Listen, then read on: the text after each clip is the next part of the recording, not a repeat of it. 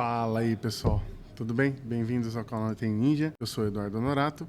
E se você é um técnico de informática ou de TI e quer ganhar acima de 10 mil reais, me segue, aqui é o canal para você. E eu estou trazendo um tema aqui hoje para a gente refletir, na realidade é para te orientar. Eu vou tentar falar da forma mais simples possível, ser o mais sucinto possível, porque a ideia não é ser ostensivo, tratar de cada detalhe, de cada aspecto daquilo que a gente vai ver. Na realidade é assim, a gente acabou de... Não sei se você participou do meu webinar há um tempo atrás, onde eu dei ali os primeiros passos para você criar um ambiente com Windows Server, né, com Active Directory. E a ideia aqui seria refletir ou parar para pensar naquilo que a gente precisa fazer logo depois que a gente criou o ambiente. Quais são os passos necessários para você que vai administrar o ambiente? Isso serve para você que está se tornando, né, um administrador, ou para você que já tem alguma experiência aí e quer dar uma organizada no começo ali, né? Você chegou num cliente, ou você chegou no lugar onde você trabalha e você quer dar uma arrumada no ambiente. Então, esses primeiros passos, né, e são passos iniciais mesmo, eles servem para facilitar a sua vida, servem para que você consiga, como administrador, diminuir a quantidade de demanda técnica que você vai ver, que você vai ter, porque ao ajustar o ambiente para que as pessoas trabalhem, é claro, né, você trocar o pneu com o carro andando, suponhamos que você já pega um ambiente ali, você chegou, você vai prestar serviço numa empresa, vai ter ali um pouco mais de trabalho, porque às vezes a rede já está formatada, não está feita da maneira correta, não está seguindo as melhores práticas, então você vai ter capacidade para analisar isso e alterar esse ambiente. O que eu posso dizer de experiência pessoal é que já tive casos onde eu criei o ambiente do zero, já tive casos onde eu cheguei no ambiente e fiz a minha transformação. Coloquei para funcionar as minhas técnicas para poder mudar o ambiente. E o resultado é muito legal, né? As pessoas sentem isso, o ambiente fica mais produtivo, você melhora o desempenho das coisas, fica mais fácil de administrar. Então é bem legal, o resultado é bem legal. E eu queria falar desses itens aqui. Hoje, especificamente, assim, eu não vou me estender. Eu não vou falar de outras coisas que você precisa ver no ambiente, como, por exemplo, relacionadas a Fire ou relacionadas à virtualização. Eu vou falar especificamente do Windows Server, tá? Então, eventualmente, eu vou trazer outros conteúdos aqui que vão falar desses outros detalhes, aquilo que precisa ser visto em outros aspectos, né? Para o que você precisa ver em relação a Fire, em relação o que você precisa documentar, o que você precisa entender e mudar no ambiente, o que é melhor, quais são as melhores práticas. Hoje nós vamos falar de Windows Server. Então, você terminou ali de fazer o deploy do Windows Server, instalou, está criando um ambiente do zero ou pegou o ambiente e está bagunçado. Então, eu vou falar de algumas coisas que são comuns de acontecer e isso daqui é para deixar a sua rede com uma carinha legal. Tudo bem? Bom, aqui estão as minhas máquinas virtuais com o meu ambiente. Esse é o meu Windows Server. Bom, o primeiro item que eu verificaria é assim, tá? A gente tem aqui, eu vou falar posteriormente de GPO, né? De política de grupo, que é aquilo que você aplica nas unidades organizacionais para você poder fazer as mudanças relacionadas a aplicar as políticas dentro de unidades organizacionais. Então, eu vou falar disso mais tarde, mas uma das primeiras coisas que eu vejo, que eu gosto de ajustar, é a política de senha do domínio, que você altera através da GPO. Então, no Windows Server, política de senha você altera lá pelo gerenciador de política de grupo, né? Que em inglês aqui tem como Management, Group Policy Management. Bom, e aqui nós temos a floresta, os domínios e a Default Domain Policy, tá?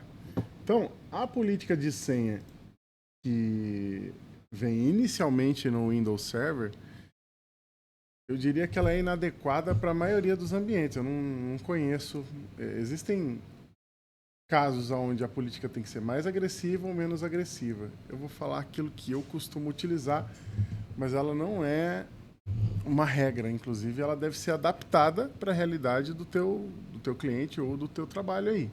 Então, você que precisa analisar isso, qual que é a necessidade real. Para alterar essa política, que é a política de senha, aqui no gerenciador de GPO, né?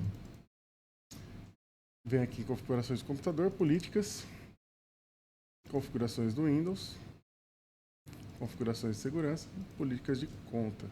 E aí ele tem aqui a política de senha. Então olha que interessante. A política inicial, esse aqui é o Windows Cru. Tá? Eu acabei de configurar. Qual que é a configuração inicial que ele vem? A senha deve satisfazer a requisitos de complexidade. Então ele vem por padrão habilitado. Ele aplica um histórico de 24 senhas, ou seja, o cara não pode utilizar as últimas 24 senhas dele.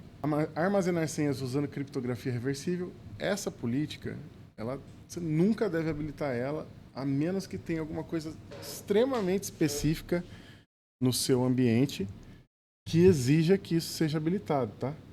Por quê? Essa senha ela vai ser armazenada lá no banco de dados do AD com uma criptografia reversível. Então, se por acaso o seu banco de dados ou você tiver um problema de segurança, ou se alguém tiver acesso a esses arquivos, ele consegue identificar quais são essas senhas. Senha de administrador, enfim, todas as senhas da rede, tá? Essas duas opções aqui, elas são novas, tá? Do Windows, a partir do Windows 19, você praticamente não vai utilizar elas, que é atenuar limite de comprimento mínimo de senha e auditoria de comprimento mínimo de senha. Essas duas opções aqui, elas são praticamente, por enquanto, irrelevantes. Comprimento mínimo da senha, ele vem com 7 caracteres por padrão, eu costumo deixar em 8 aqui. Por padrão, o tempo de vida máximo da senha, o que eu costumo mexer e deixar por padrão é 60 dias. Porém, você pode permitir, enfim, ajustar isso para o seu ambiente aí. E o tempo de vida mínimo da senha é de 1 dia. O que é isso? É quando o cara pode trocar a senha de novo. Por quê? Se você colocou aqui, por exemplo, esse histórico de 24 senhas, eu não costumo deixar 24 senhas, eu costumo reduzir esse número para 5, tá? O cara tem ali uma gama de 5 senhas que ele utiliza e ele vai alternando essas senhas. Se você deixar aqui o tempo de vida mínimo em 0, o que o cara faz? Vai vir lá o aviso que ele precisa trocar de senha, aí ele troca, aí ele vai lá dar Ctrl Alt Del, alterar senha, altera de novo, altera de novo, altera de novo e volta para a senha que ele estava. Então, isso não faz muito sentido. Então eu deixo aqui o tempo de vida mínimo, eu costumo deixar pelo menos 1 dia, que é o padrão.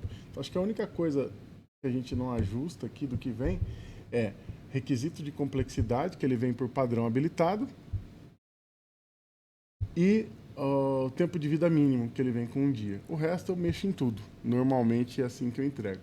Então aqui fica a sugestão, mas você pode mudar isso, e vai depender muito do ambiente que você administra. Às vezes até 90 dias aqui, 3 meses para trocar de senha, pode ser razoável, dependendo do ambiente que você vai mexer. Então essa é uma das primeiras coisas que eu faço. E é aqui na política de grupo que a gente altera. Segunda coisa que eu costumo ver, já de cara, é a estrutura de unidade organizacional. Então, lá dentro do AD, ferramentas administrativas, usuários e computadores do AD, a gente tem o nosso domínio aqui. Aqui eu já tenho uma estrutura que foi criada, né? Porque isso daqui eu fiz em teste. Então aqui nós temos uma OU para minha empresa. Eu tenho computadores, grupos e usuários. Dentro de usuários eu crio outras OUs, definindo aqui quais são os departamentos da empresa. Normalmente é isso. E aqui, se você tiver mais unidades, você pode criar uma outra OU para essa outra unidade e aí utilizar dessa forma. Então, o que é importante você revisar? Uma estrutura legal de OU, se você estruturar de forma legal, você vai conseguir aplicar da maneira correta as GPOs que vão facilitar a sua administração. E você geralmente vai aplicar a GPO em cima da OU, como a gente vai ver aqui. Então, a política de grupo que você vai aplicar vai ser em cima da OU, e aí isso pode ser o que vai facilitar a tua vida como administrador, porque você vai fazer com que todos os usuários ou computadores que estão debaixo daquela OU sejam afetados pela GPO. Então, estrutura de OUs é a segunda coisa que eu verifico. A terceira coisa que eu costumo já fazer de cara é a criação dos grupos de usuários. Então, a gente vai fazer lá o AGDLP. Tem um vídeo meu aí falando sobre a AGDLP, que é a técnica, né, a melhor prática da Microsoft para você colocar as tuas políticas, aplicar a segurança nas pastas. E o que eu faço de cara já é criar os grupos de usuários ali, aonde eu vou inserir os usuários posteriormente. Se já tiver uma estrutura de grupos, então eu vou recomendar que você ajuste isso, né? Olhe como está essa estrutura de grupos, tenta entender e organiza da melhor forma possível. O quarto item aqui, e é aqui onde eu vou entrar dentro de GPO especificamente, né, que são políticas de grupos, e aí eu vou falar o que eu costumo ver, né, que são as tarefas administrativas que vão ser executadas por você. Então você vai deixar isso em ordem. Feito isso uma vez, acabou, né? Você vai manter o ambiente dessa forma e aí sua vida vai estar facilitada. Então,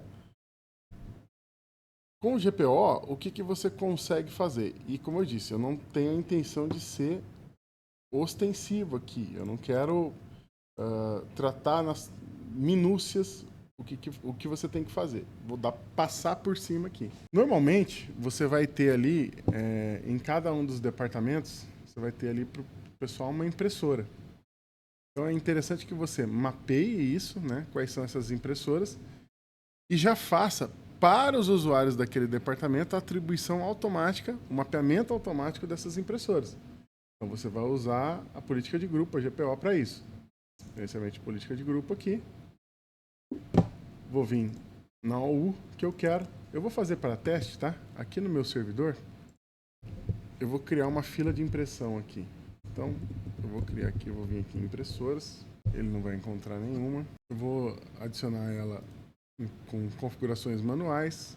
Vou colocar aqui para que ela imprima em arquivo. Vou colocar uma impressora genérica aqui, tá? Microsoft PCL6 Class Driver. Essa é a minha impressora. Vou adicionar ela aqui e vou compartilhar essa impressora aqui. Vou chamar só de... para facilitar, tá? Microsoft PCL6. Então, uma impressora genérica aqui, que eu criei no meu servidor e compartilhei. Então, qual que é o caminho para eu acessar essa impressora aqui? Se eu vier aqui na minha estação de trabalho, para eu acessar essa minha impressora lá no meu servidor, vem aqui, barra, caminho do... Então, se eu fosse adicionar manualmente, seria esse o caminho. Barra, né, o meu servidor, Ninja DC01, e a minha impressora aqui. Eu vou adicionar essa impressora via GPO. Suponhamos que essa seja uma impressora que está lá no pessoal do administrativo. Então, o que eu faço? Eu venho aqui na minha unidade organizacional do administrativo, isso dentro do gerenciamento de GPOs, né? Aqui no grupo Policy Management. Venho no meu administrativo,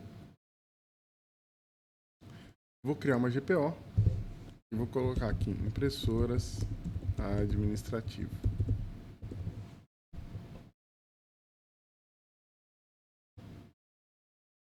Vou vir em editar. Políticas, aqui vai ser uma configuração do usuário, tá? Então é para o usuário que está dentro do grupo administrativo. Modelos administrativos. Perdão, pessoal, eu vim na modelos administrativos, não configurações do Windows. Aqui, configurações do painel de controle. E aqui, impressoras. Então aqui é onde eu vou adicionar a impressora mapeada. Então qual que é o caminho lá da minha impressora? Então, o nome do meu servidor.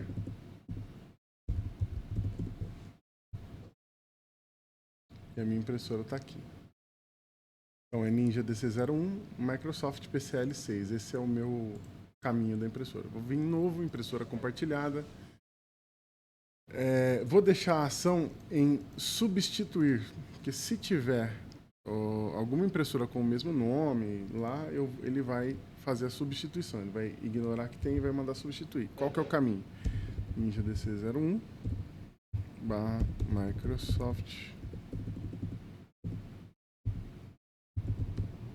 PCL6. Que eu posso definir ela como padrão ou não. Eu vou colocar isso para ela definir apenas se uma impressora local não estiver presente, vou dar um aplicar. Então, o que eu fiz aqui? Ó? Aqui no gerenciamento de grupos, lá no grupo administrativo, eu fiz o mapeamento de todas as impressoras do administrativo. O que vai acontecer por consequência? Quando eu vier aqui criar um usuário dentro da pasta do administrativo, automaticamente esse cara já vai pegar o mapeamento da impressora. Vamos ver? Temos aqui o usuário 1. Vou fazer logoff desse usuário aqui. Aqui ele está dizendo que já está logado o usuário. Se tiver, talvez eu tenha que fazer logoff e logar de novo. Então, o usuário 1, realmente, ele já estava logado. Então, eu vou vir aqui, vou sair. E aí, suponhamos que você tenha lá várias impressoras para um departamento. Você não ter que ir lá, precisar ficar adicionando na mão, impressora por impressora, usuário por usuário. Isso aqui você já facilitou a tua vida. Tem 10 usuários dentro do administrativo, ele vai chegar lá e ele já vai ter as impressoras correspondentes mapeadas. Bom, aqui ele deu a mensagem para mim de que ele não está conseguindo mapear, porque provavelmente essa máquina não está conversando lá com o MAD. Não vou resolver isso aqui agora. A ideia, como eu disse, não é ser ostensivo, é apenas passar para você quais são os itens que eu costumo revisar para adiantar o teu trabalho aí. Então, deixa o problema para lá, não vou resolver ele agora. Mas não é nada difícil não de resolver.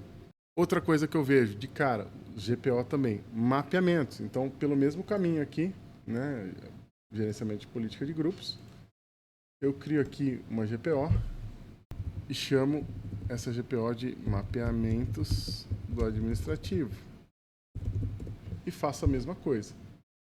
Edito a GPO, vou nas políticas de mapeamento, de preferências aqui, configurações do painel de controle, e aí eu tenho aqui configurações do Windows, mapas de unidades, tá vendo? Aqui, mesmo esquema. Então, vou mapear as unidades aqui, coloco o caminho, qual letra ele vai utilizar, etc, etc. Fechei isso daí e faço isso para todos os departamentos. É um puta trabalho, tá? No começo, sim, você tem, dependendo do tamanho da empresa, você tem 10 departamentos, você vai ter que ir em um por um e criar. Só que eu trabalho de uma vez só. Por quê? Você não vai precisar mais fazer esse trabalho manualmente. É excelente para facilitar a tua vida aí. Uma coisa que eu costumo olhar também, que eu faço via GPO, papel de parede. Então tem muita empresa que tem lá, gosta de colocar um papel de parede customizado lá, para que o usuário não coloque a imagem do cachorrinho, do filho dele, do carro, de sei lá o que, lá na área de trabalho dele, quer ter um papel de parede customizado da empresa, então ele vai lá, customiza, pega um papel de parede e aplica aquele papel de parede para todo mundo. Uma quarta coisa a verificar aqui também nas GPOs, programas que podem ser distribuídos, que vão estar aplicados em todas as máquinas, que podem ser feita distribuição via GPO. Então, que é o deployment, né? Uma das coisas que normalmente é possível fazer através de GPO é antivírus, mas tem N outras opções. Aqui eu estou falando de um caso que é bem genérico, que provavelmente vai ter em todos os ambientes. Então, se você tem um antivírus adequado, né, que é para o corporativo, geralmente esse antivírus ele vai permitir que você faça o deployment dele via GPO, ou ele vai ter algum recurso também de entrega desse antivírus, mas você pode fazer isso por aqui. Agora, eu não estou falando só de antivírus, estou falando de outras aplicações que todo mundo utiliza e que você pode acertar. Então, isso para mim é uma das coisas essenciais que você precisa fazer. E aí eu já vou para a estruturação de arquivos do servidor de arquivos. Então, é uma coisa que você precisa revisar de cara, porque você criou toda essa estrutura aqui de grupos, de unidades organizacionais. Então, você separou lá por grupos e você vai ter os usuários dentro dos grupos e eles vão precisar ter acesso aos recursos e as pastas compartilhadas da rede. Então, para que você faça isso, o que eu recomendo é que de cara você já saia revisando isso. Então, você vai, se a empresa tem lá uma estrutura já, o que você vai fazer é revisar essa estrutura que já tem. Se não, o que você vai fazer é criar a sua estrutura. Então, você vai criar aqui uma pasta de departamentos, você vai compartilhar essa pasta, adicionar aqui todos, somente leitura, estou dando um exemplo aqui, tá? Não precisa se basear nisso aqui não. Você vai compartilhar essa pasta, ela vai ter um caminho desse compartilhamento, ó, Ninja DC01, departamentos, e dentro dessa pasta, que você já mapeou, né, automaticamente lá para o teu usuário, dependendo do departamento que ele que ele participa, então você vai fazer a estruturação dela. E aí você vai aplicar o AGDLP, que é a parte de estruturação, onde você coloca os usuários dentro dos grupos. Normalmente, né, se a gente está falando de uma corporação maior, onde a gente tem um ambiente maior, você vai ter o grupo global dentro de um grupo local e o grupo local ao qual você vai aplicar a permissão. E isso para qualquer objeto do Active Directory, seja impressora, seja pastas, qualquer coisa que o AD gerencie, o AGDLP vai ser aplicado. Então você vai aplicar sempre a permissão ao grupo domain local. Então você vai lá no recurso que você quer compartilhar, vai no domain local, né, e faz o compartilhamento. Agora, é comum quando você tem uma empresa de pequeno porte, você ter apenas o grupo global e dentro desse grupo global você já tem o usuário. Então isso também está certo, você também vai atingir o mesmo objetivo. Se essa empresa expandir, aí você vai ter que revisar, porque suponhamos que você vai fazer a fusão de 2 domínios com Active Directory que estão separados. Quando você fizer a fusão, essa vai ser a diferença do grupo local para o grupo global. Você tem 2 ADs, né? Você tem 2 florestas conversando. Minto, você tem uma floresta e 2 subdomínios ali conversando. O grupo global ele vai estar presente para todos os domínios e o grupo local só vai estar presente para os grupos locais. Então, se você quer dar uma permissão para um cara que está numa outra unidade, que está numa outra localidade, aí você vai ter que gerenciar isso. Então, a princípio, para simplificar, você pode simplesmente criar um grupo global, colocar o usuário dentro do grupo global e aí você dá a permissão na pasta para o grupo global. Então, essa é uma das primeiras coisas que você vai revisar também para verificar se o pessoal está tendo acesso ao que eles precisam ter realmente. E isso serve se você estiver trabalhando a nível de cloud também. Se você estiver trabalhando com uma estrutura de file server dentro do cloud do Azure, por exemplo, você vai fazer o mesmo tipo de revisão. Então, assim, aquilo que a gente está vendo aqui para domínio local, você pode aplicar a mesma técnica em cloud, tá? E aí, por último, dentro dessa realidade, eu costumo fazer um mapeamento e a documentação do ambiente. Então, assim, isso, como eu disse, você vai fazer a documentação e o mapeamento da rede como um todo. Normalmente você vai fazer a documentação da rede como um todo. Então, assim, você não vai mapear só a questão do AD. Porém, terminou o passo do AD, fez tudo, já vai fazendo e já vai documentando. Já vai colocando ali como que vai ser a estruturação, qual que é o padrão, qual que é a política de senha. Você já vai colocando tudo no documento, né, para o cliente saber. A Lei Geral de Proteção de Dados, que está agora em vigor no Brasil, ela tem algumas exigências. Então, esses documentos, eles precisam conter informações como, por exemplo, política de senha. A questão da criptografia reversível, isso pode ser um problema para LGPD. Se você configura uma criptografia reversível na senha, você pode ter um problema de vazamento de senhas. Isso pode comprometer tanto o usuário, mas geralmente a LGPD ela é aplicável para os clientes, né? Para os dados sensíveis dos clientes que você gerencia. Então você tem um software ERP, você tem ali documentos na sua estrutura de arquivos que tem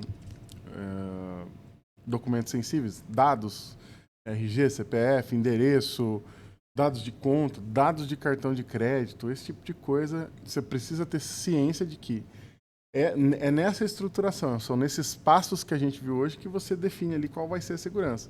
Então, não é nada bom que você não tenha ali uma pasta compartilhada onde todo mundo acessa tudo. Geralmente o financeiro, o RH, né, eles vão colocar essas informações ali dentro, às vezes dados de funcionário, olerite e outras coisas.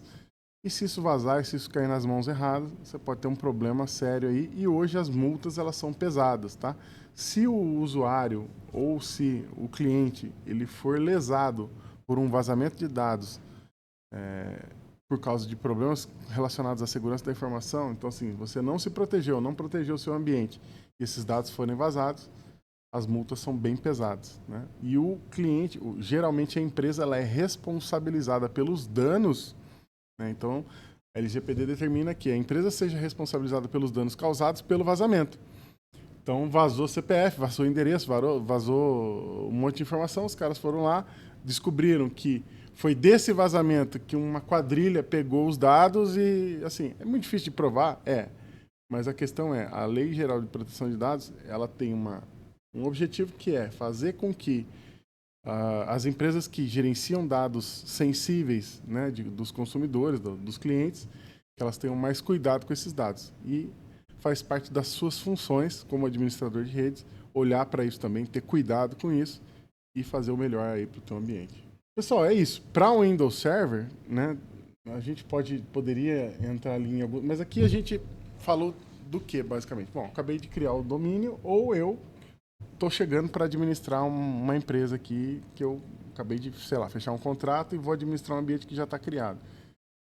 Eu costumo olhar para esses itens. Então, que eu costumo ver, política de senha, estrutura de OU, né, unidade organizacional, ou do inglês Organizational Unit, né, por isso OU, criação de grupos de usuários, GPOs para facilitar sua vida como administrador, mapeamento de impressoras, mapeamento de rede, né, de arquivos, servidor de arquivos, papel de parede, softwares que podem ser distribuídos via GPO, isso falando a nível de GPO. E depois, estrutura do file server, pastas que serão disponibilizadas, e grupos e configuração ali dos grupos, e mapeamento e documentação. Então, esses são os passos que eu sugiro para você que está começando aí e vai pegar um ambiente novo para administrar. Você achou legal esse conteúdo? Você gostou? Então me ajuda, dá um joinha no vídeo aí, faz um comentário aí embaixo, diz o que eu posso te ajudar. Até a próxima aí. Um grande abraço.